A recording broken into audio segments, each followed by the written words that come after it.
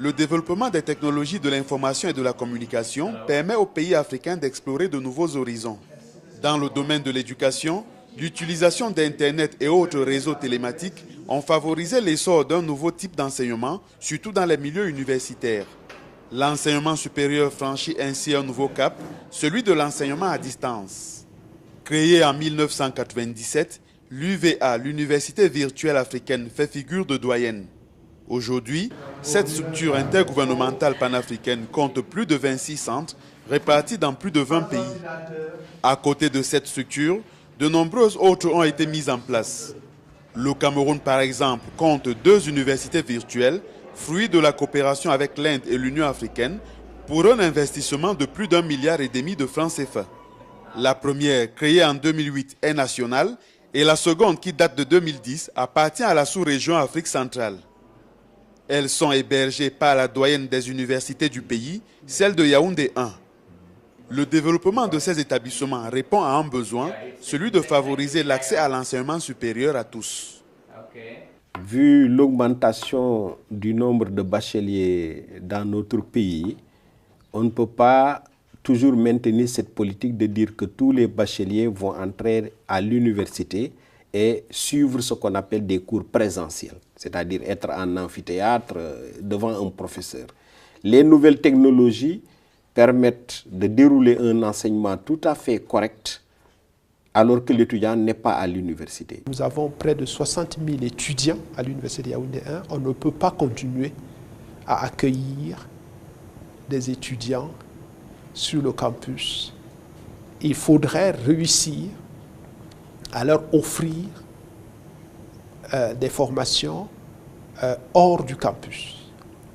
Maintenant, ceux qui sont sur le campus, il ne serait pas nécessaire de les confiner absolument dans un même lieu pour qu'ils suivent des cours. Ils pourraient très bien être dispersés dans le campus et être capables de suivre les cours. Selon les responsables universitaires, l'impact de l'introduction des formations ouvertes et à distance est indéniable, vu les nombreux avantages qu'on en tire. Tout le monde connaît que l'accès à l'école polytechnique n'est possible qu'à 10% de candidats. Donc, prenons l'exemple des candidats qui veulent apprendre les télécommunications ou l'informatique. Eh bien, cette offre de formation à distance leur donne une deuxième chance d'acquérir ces formations grâce à ce mode de formation à distance. Je venais de vous dire que les masters en télécommunication, par exemple, est suivi par des étudiants de la quasi-totalité des pays francophones d'Afrique. Présente dans une centaine de pays, l'Agence universitaire de la francophonie met à la disposition des 800 universités partenaires ses campus numériques. Ici, étudiants et professionnels ont accès à des formations qui ne sont pas toujours disponibles dans les universités du pays. Une opportunité de plus dans leur carrière. Nous avons par exemple 60% chaque année environ, 60% dont des publics inscrits à nos formations à distance qui sont des salariés. Donc elle permet à ces salariés notamment, après avoir été diplômés, si c'est le cas, de voir leur situation au sein de leur administration ou au sein de leur société évoluer.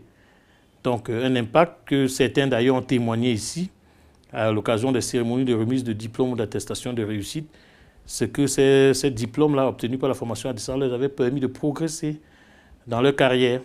Ces campus numériques font également partie du dispositif d'échange entre les universités virtuelles de certains pays et leurs étudiants basés à l'étranger, notamment lors des évaluations.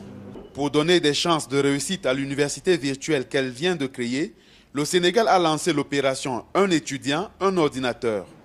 L'État promet un soutien financier de plus de 50% dans l'achat des ordinateurs que les étudiants espèrent recevoir dans un proche avenir. Côté camerounais, l'accent est plutôt mis sur la formation du personnel.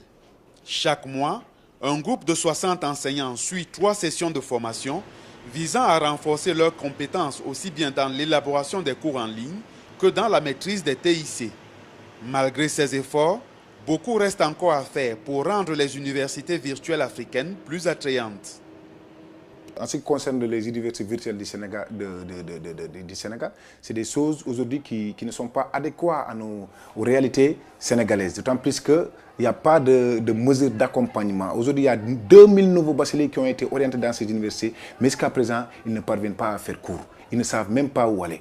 Donc ces choses-là doivent être révisées et le ministre doit prendre des mesures idoines, drastiques, afin que cette situation puisse se décanter le plus tôt possible. Au moment où nous parlons, ces gens-là ne maîtrisent pas l'outil informatique. La qualité de la connexion, souvent, nous pose énormément de soucis.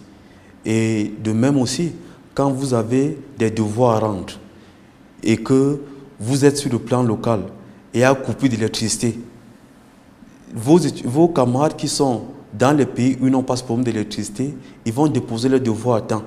Et après, chaque fois, on sera en train, derrière l'enseignant, de lui demander comme quoi, attention, j'ai eu un souci de connexion, voici. Comparé à l'enseignement traditionnel, des précautions nécessaires doivent être prises pour rendre l'enseignement à distance compétitif, selon certains spécialistes. L'idée virtuelle est là, mais la proximité entre l'enseignant et l'étudiant est incontournable. Quand c'est le cours théorique, la distance est là, mais quand il s'agit de pratiquer, évidemment, la proximité entre l'apprenant et le professeur doit être maintenue. Si ces deux critères fondamentaux sont respectés, le produit de l'enseignement à distance vaut le produit de l'enseignement classique. Pour d'autres, l'introduction du virtuel dans les systèmes éducatifs est une chance pour un développement rapide du continent africain. C'est l'université de demain. Je crois que depuis plusieurs années, on est persuadé qu'en Afrique, il faut aller vite dans le cadre de la formation.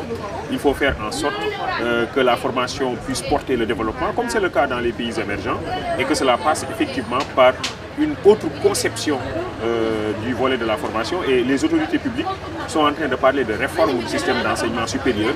L'idée donc est de faire en sorte qu'on ait un système d'enseignement articulé vers la prospective, articulé vers l'avenir, articulé vers le futur, qui permet à nos sociétés d'aller vite vers le développement économique et social. Chaque année, des milliers d'étudiants africains frappent aux portes des universités virtuelles basées dans leur pays ou ailleurs.